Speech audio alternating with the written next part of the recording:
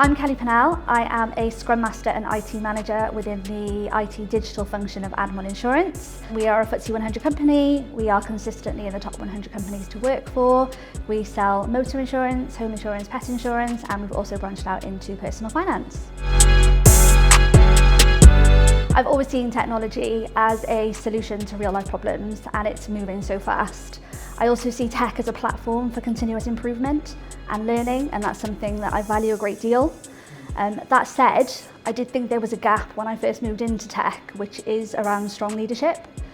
We hire people for their technical brilliance, and that often means that they lack some of the leadership and softer skills. And I also felt like we were letting people down there as well, because just because you're in a technical role doesn't mean that you deserve any less support or encouragement or motivation to get to your career aspirations.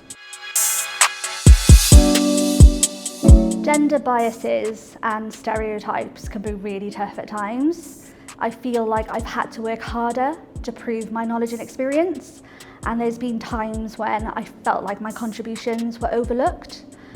The way of dealing with that is I take those frustrations and I take those disappointments and I really try and turn it into a fire in my belly to make me more adamant to succeed.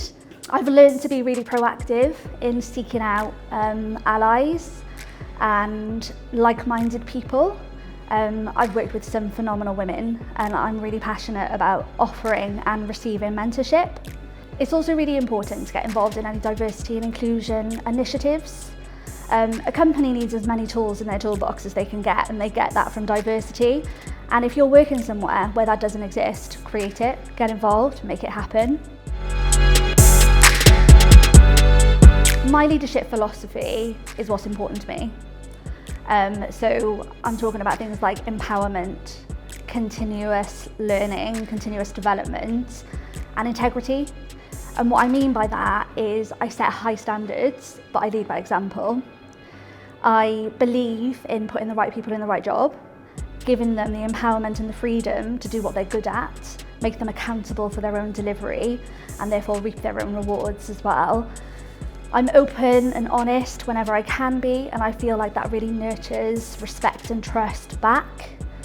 In terms of decision making, I would say that all of those help, but something else that is really important to me is collaboration. As many perspectives as you can get will help you make an informed decision. It will also make people feel involved and like we care and like we're listening. And that doesn't mean making decision by committee, that doesn't always work either, but it's just being open to listen.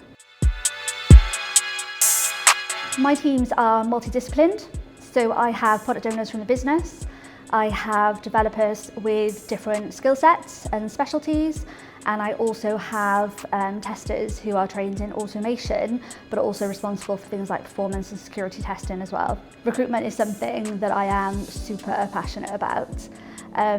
You can read a CV and understand almost instantly if somebody has the skills that you require. You need a VB developer, they've done VB, wicked.